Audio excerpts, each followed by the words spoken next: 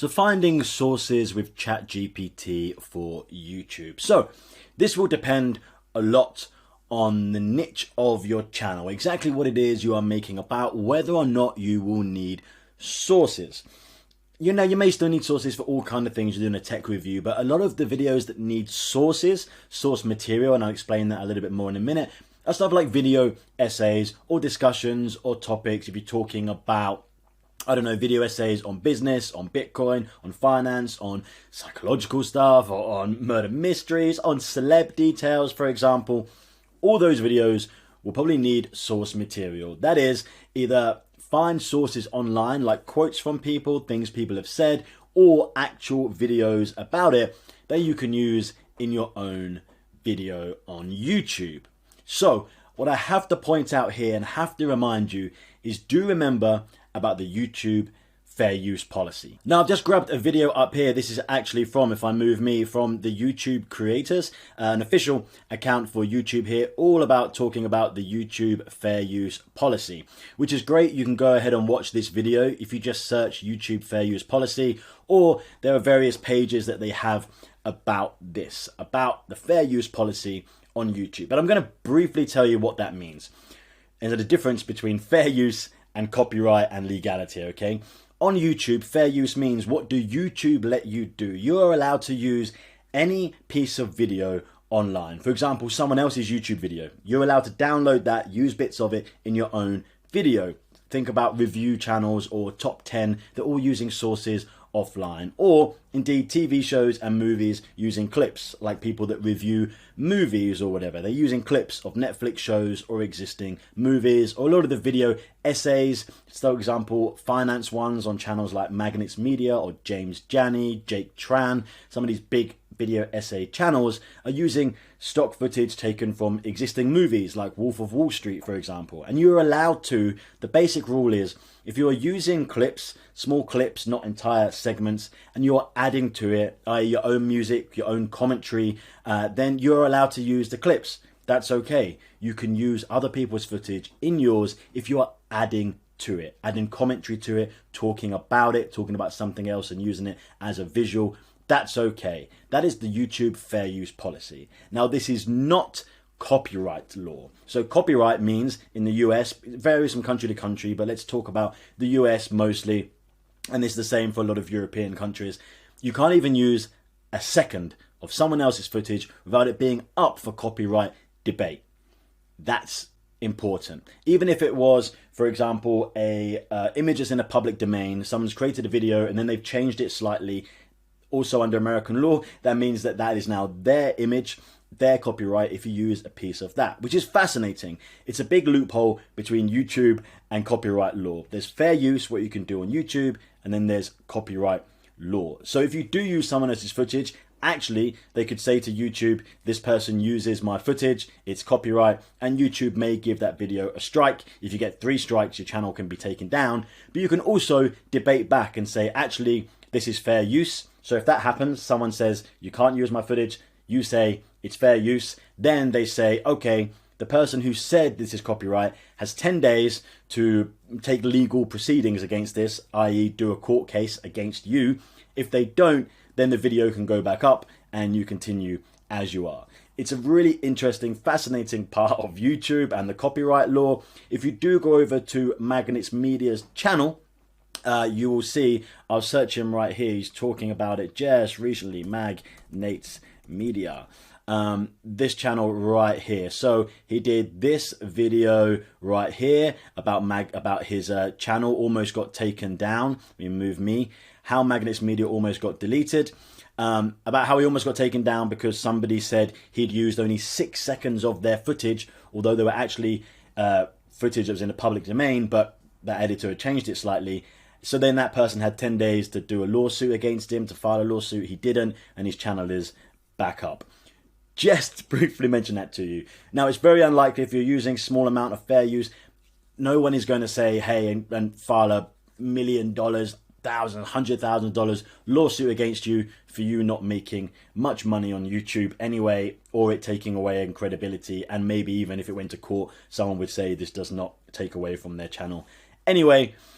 So just to make you fully aware. But as far as the fair use policy on YouTube goes, yes, you can use it. So there are two things here you might want.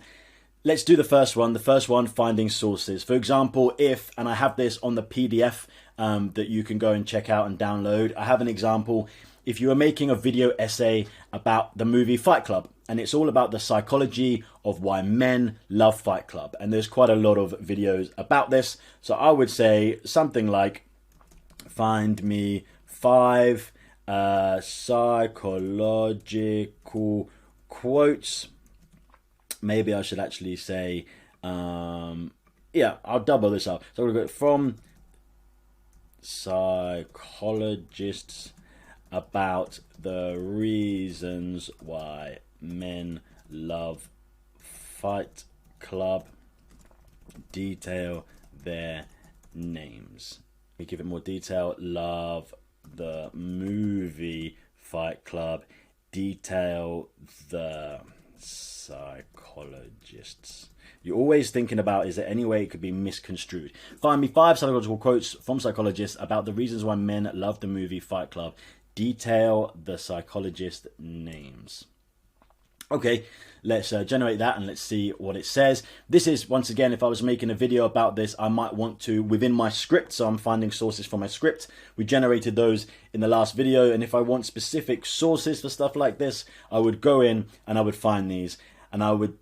Oh, it's generating now. So number 1, Fight Club taps into the primal instincts needed for rebellion in men. It allows them to explore and express their frustrations, finding solace in the character who breaks free from social norms. That's Dr. Carl Jung, Swiss psychiatrist and psychoanalyst.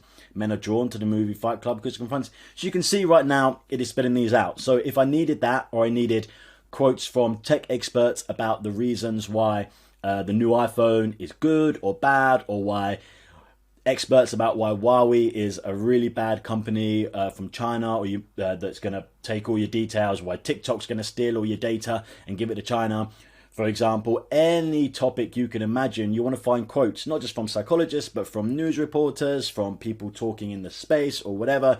This is how you can get those sources. So that's the first example of finding sources, which you can use these, obviously. You can mention these quotes from psychologists, no problem, and you might even be able to find videos of them saying it or speak about it over the top of a video of them. Which brings me on to the next point.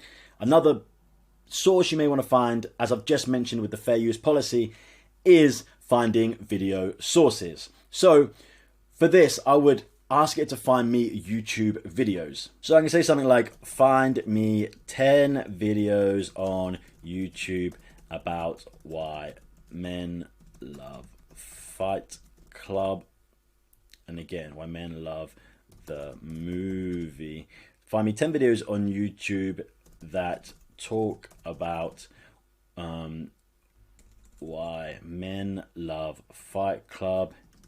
Detail their channel name and video title, so you can go and find them. Let's do that. And what this allows me to do then, if I'm talking about, for example, this one I'm giving you here, I'm talking about the movie Fight Club, they might have source video or anything else that they've already gathered and generated, either from Fight Club or from other sources. I can go in, one, watch their videos so I can see what they're talking about and take ideas, or I can use actual clips from their video that they have generated. And right now it's listed, for example, the take video title. So I can go into YouTube, I could search this and search their channel name. I can just search this and filter it by channel, or search for this, the title. Inside there, make sure it's from Cinefix. Now, you have to bear in mind that ChatGPT is taking information up to 2021. There has been some releases that these are updated, but because of that, some of these video titles may have been changed. The creators change video titles, as I've told you to do many times. You should change your title should you want to revive it, or it didn't get the right click-through rate, change the title. Or the channel name might have, or the video might be taken down. So you might want to generate 10, you might want to generate 50, and you can go through these, and it's a quick way to find videos that, and this is important, why bother doing this, Dan? Because I could just go into YouTube and type in why men love Fight Club, and it's going to list me videos. Of course it is. Yeah, it will do that. but it will not show you all of them. 30,000 hours of video content are uploaded to YouTube every hour. You do not get all the videos shown to you, especially from smaller channels. What I found ChatGPT does is it scours YouTube, it scours the internet, and is able to find videos that I otherwise, when I've just searched on YouTube, it doesn't find them. Why? Because they're smaller, because they didn't get the exposure, because they're older, maybe.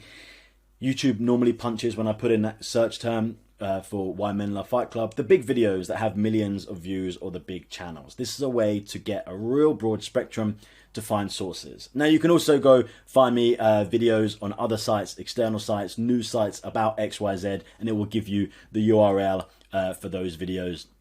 And that's another way to do that. So that was finding sources for your YouTube videos. And now we've come kind of full circle. If you've been going along, we've got our topics down, we've got our titles, and we've now scripted and everything, and we're finding sources to put our video together should you need that. Now you'll go off and create, obviously, and we're going to go into, on the next lecture, writing a video description. That's when you're uploading to YouTube, and it's important. Stuff like titles are important, but also the description to make sure it's optimized for YouTube, as well as then tags and other things that we go to make sure your video gets discovered. And ChatGPT can do an amazing job of doing this for us, so it's already optimized our video for discovery. Okay, I'll see you in the very next lecture.